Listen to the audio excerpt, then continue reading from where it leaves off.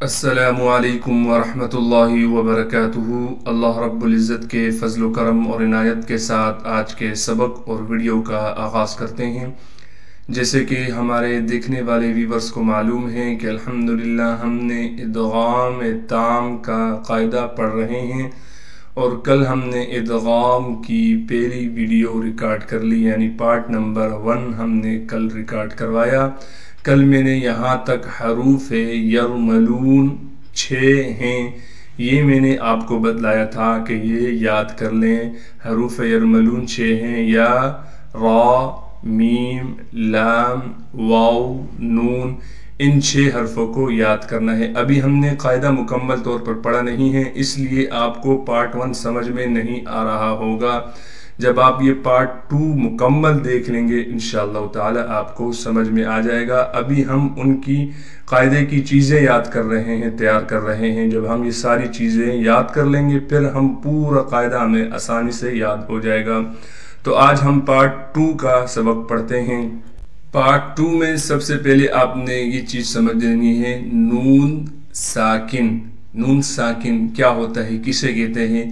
تو نون ساکن کو سمجھنا ہے۔ نون ساکن، یہ دیکھیں یہ نون بنی ہوئی ہے، اس کے اوپر جو یہ جزم یعنی ساکن ہوتا ہے اس کو نون ساکن کہتے ہیں۔ جیسے یہاں دیکھیں ان، یہ دیکھیں نون ساکن ہے۔ اسی طریقے سے یہاں بھی نون ساکن ہے، نون کے اوپر جزم بنا ہوا ہے، فمن، تو اسے نون ساکن کہتے ہیں۔ یہ آپ سمجھ لیے آپ نے کہ نون ساکن کسے کہتے ہیں۔ ابھی صرف آپ نے تھوڑا سمجھنا ہے، آگے جا کے میں پورا قاعدہ بتلاؤں گا، آپ کو فوراً پورا قاعدہ سمجھ میں آ جائے گا۔ اگلی چیز جو آپ نے سمجھنی ہے وہ ہے نون تنوین۔ نون تنوین کسے کہتے ہیں؟ تو نون تنوین کو آپ نے تھوڑا سمجھنا ہے، 2 زبر، 2 زیر اور 2 پیش کو تنوین کہتے ہیں، یعنی جس حرف پر 2 زبر، 2 زیر، 2 پیش ہوں اسے تنوین کہتے ہیں۔ جیسے دیکھیں یہاں عنبن، با پر 2 زبر آ گیا، اسے ہم نون تنوین کہیں گے، یعنی 2 زبر آگے با پر تو با پر تنوین ہے۔ اسی طریقے سے دیکھیں صحفن، فا کے نیچے 2 زیر آگے، اسے ہم نون تنوین کہتے ہیں۔ اسی طریقے سے سجینن، تو نون پر 2 پیش آگے، اسے نون تنوین کہیں گے۔ نون تنوین اور نون ساکن میں فرق کیا ہے یہ تھوڑا آپ سمجھ لیں۔ نون ساکن اور تنوین میں آپ کو یہاں فرق بتلا دیتا ہوں۔ نون ساکن جو ہے یہ لکھنے میں بھی آتا ہے اور پڑھنے میں بھی آتا ہے۔ یہاں دیکھیں لکھی ہوئی نون ہے، آپ کو صاف نظر آ رہی ہے کہ نون لکھی ہوئی ہے۔ اب یہ نون ساکن لکھنے میں بھی آئی، ہم نے لکھا بھی اور ہم اس کو پڑھیں گے بھی۔ حمزہ نون 2، حمزہ نون زبر ان، اب دیکھیں پڑھنے میں بھی آ رہی ہے اور لکھنے میں بھی آ رہی ہے۔ اور نون تنوین کا فرق یہ ہے کہ نون تنوین لکھنے میں نہیں آتی، پڑھنے میں آتی ہے۔ یہاں دیکھیں نون لکھی ہوئی نہیں ہے، صرف 2 زبر اوپر ڈالے ہوئے ہیں، نون نہیں لکھی ہوئی، لیکن یہ پڑھنے میں آئے گی۔ حمزہ 2 زبر ان، دیکھیں پڑھنے میں آ رہی ہے لیکن لکھنے میں نہیں آ رہی۔ حمزہ نون زبر ان، حمزہ 2 زبر ان، پڑھنے میں آ رہی ہے لکھنے میں نہیں آ رہی۔ اور نون ساکن پڑھنے میں بھی آ رہی ہے اور لکھنے میں بھی آ رہی ہے۔ اسی طریقے سے فمن، دیکھیں نون ساکن لکھی ہوئی بھی ہے، پوری نون آپ کو نظر آ رہی ہے لکھی ہوئی، اور پڑھنے میں بھی ہم اس کو پڑھ رہے ہیں۔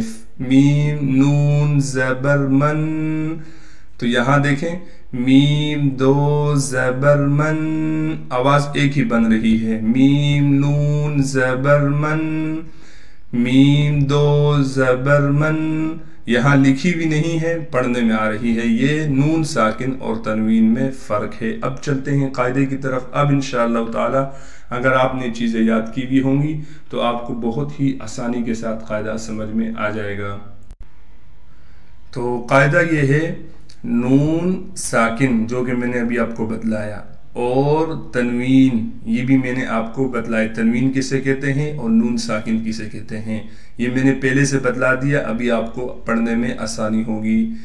کے بعد یعنی نون ساکن اور تنوین کے بعد حروف یرملون، حروف یرملون بھی میں نے آپ کو بتا دیا، یعنی نون ساکن اور تنوین کے بعد حروف یرملون میں سے کوئی حرف بھی آ جائے، یعنی حروف یرملون میں سے یا را میم لام واو نون، ان 6 حرفوں میں سے کوئی حرف نون ساکن اور تنوین کے بعد آ جائے تو وہاں کیا ہوگا؟ تو وہاں پر ادغام تام ہوگا، ادغام تام ہم وہاں کریں گے۔ ادغام تام کی تعریف بھی میں نے آپ کو بتلا دی تھی کہ ایک حرف کو دوسرے حرف میں ایسا داخل کرنا کہ پہلے والا حرف بالکل باقی نہ رہے۔ تو آپ کو یقیناً اگر آپ نے چیزیں یاد کی بھی ہوں گی آپ کو بالکل سمجھ میں آ گیا ہوگا قاعدہ، اور میں اس کی ابھی آپ کو فور ایگزامپل قرآن سے کچھ مثالیں بھی دیتا ہوں، اس سے اور بھی آپ کو آسانی سے سمجھ میں آ جائے گا۔ یہاں پر آپ دیکھیں کچھ مثالیں میں نے قرآن سے لی ہیں، آپ خود بھی ڈھونڈیں تاکہ آپ کو بھی پڑھنے میں اور سمجھنے میں آسانی ہو۔ یہاں دیکھیں یہاں لکھا ہوا ہے صحفن، فا دو زیر فن، تنوین آ گیا۔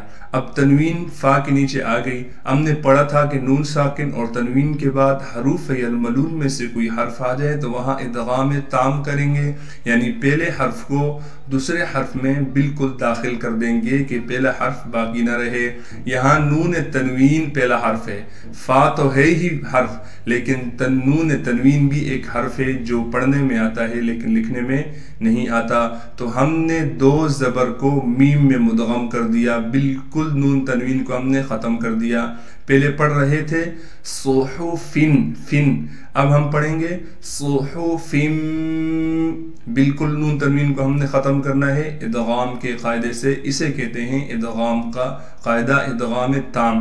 ایک اور مثال میں آپ کو سمجھاتا ہوں، دیکھیں من ربک، ہم نے پڑھا تھا نون ساکن کے بعد، نون ساکن اور تنوین کے بعد، دیکھیں یہاں بھی نون ساکن لکھی ہوئی بھی ہے اور پڑھ بھی رہے ہیں، میم نون زیر من، اب یہ نون پڑھی جا رہی تھی لیکن اس کے بعد حروف یرملون میں سے یا را آ گیا، اب ہم نے اس نون کو بالکل ختم کر کے اس کو ہم را میں مدغم یعنی داخل کر دیں گے، من ربک۔